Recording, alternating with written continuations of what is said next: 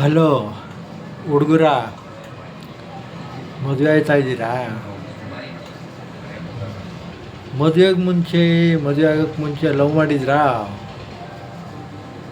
Love ಮಾಡಿಬಿಟ್ಟು ಆ ಹುಡುಗಿ ಏನೋ ಕಾರಣದಿಂದ ಬಿಟ್ಬಿಟ್ಟು ನೀವು ಟೆನ್ಷನ್ ಆಗಿ ಕೊನೆಗೆ ಎಲ್ಲ ಟೆನ್ಷನಿಂದ ಹೊರಗಡೆ ಬಂದು ಹೊಸ ಮದುವೆ ಆಗ್ತಾಯಿದ್ದೀರಾ.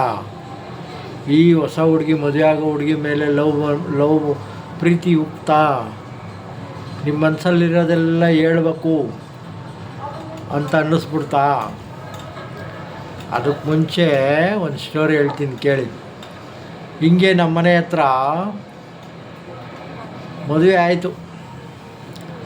ಮದುವೆಗೆ ಮುಂಚೆ ಒಂದು ಹುಡುಗಿನ ಲವ್ ಮಾಡ್ತಾಯಿದ್ದ ಹುಡುಗ.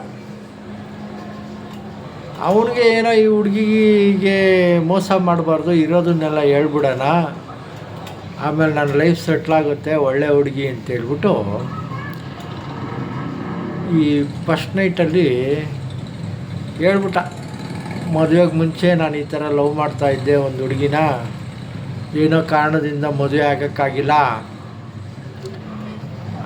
ಈಗ ಅದೆಲ್ಲ ಮರ್ತೋಗ್ಬಿಟ್ಟಿದ್ದೀನಿ, ಈಗ ನೀನೇ ನನ್ನ ಪ್ರಾಣ, ನೀನೇ ನನ್ನ ಪ್ರೀತಿ ಅಂತ ಅಂದ.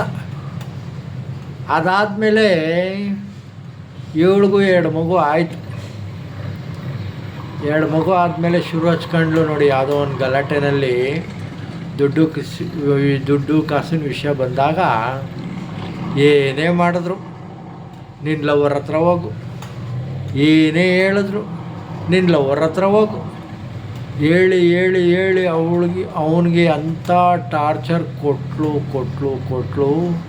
ನಂಬ್ತಿರೋ ಬಿಡ್ತಿರೋ, ಆ ಮಕ್ಕಳುಗಳು 6ನೇ ಕ್ಲಾಸು 7ನೇ ಕ್ಲಾಸಿಗೆ ಬರೋಷ್ಟೊತ್ತಿಗೆ ಪಾಪ ಇವನು ಕುಡಿಯೋದನ್ನು ಪಕ್ಕಾ ಕುಡ್ತಾ ಕಲಿತು ಬೆಳಗ್ಗಿಂದ ಸಂಜೆ ತನಕ ಕುಡಿದು ಕೊನೆಗೆ ಸೊತೋಗ್ಬಿಟ್ಟ ಕಣ್ರಿ. ಅದಕ್ಕೆ ಹೇಳ್ತೀನಿ, ಎಲ್ಲ ವಿಷಯನೂ ಹೆಂಡ್ತಿಗೆ ಹೇಳೋಕ್ಕಾಗಲ್ಲ, ಎಲ್ಲ ವಿಷಯನೂ ಸ್ನೇಹಿತರಿಗೂ ಹೇಳೋಕ್ಕಾಗಲ್ಲ. ಸೊ ಹಂಗಿರೋದ್ರಿಂದ ಏನು ಹೇಳಬೇಕೋ ಅದನ್ನು ಮಾತ್ರ ಹೇಳ್ರಿ.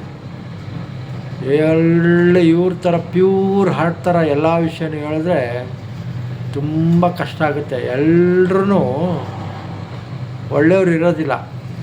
ಅವ್ರ ಲೈಫಲ್ಲಿ ಇದೇ ಥರ ನಡೆದಿದ್ರೆ ಕ್ಷಮಿಸ್ಬಿಡ್ಬೋದೇನೋ, ಅವ್ರ ಲೈಫಲ್ಲಿ ನಡೆದಿಲ್ಲ ಅಂದರೆ ನೀವು ಸಿಕ್ಕಾಕೊಂಡ್ರಿ ಫುಲ್ಲು ಟಾರ್ಚರು. ಸೊ ದಯವಿಟ್ಟು ನೀವು ಈ ಥರದ್ದು ಸತ್ಯ ಹೇಳೋಕ್ಕೋಗಿ ತಗ್ಲಾಕೊಂಬಿಡ್ಬೇಡಿ. ನಮಸ್ಕಾರ.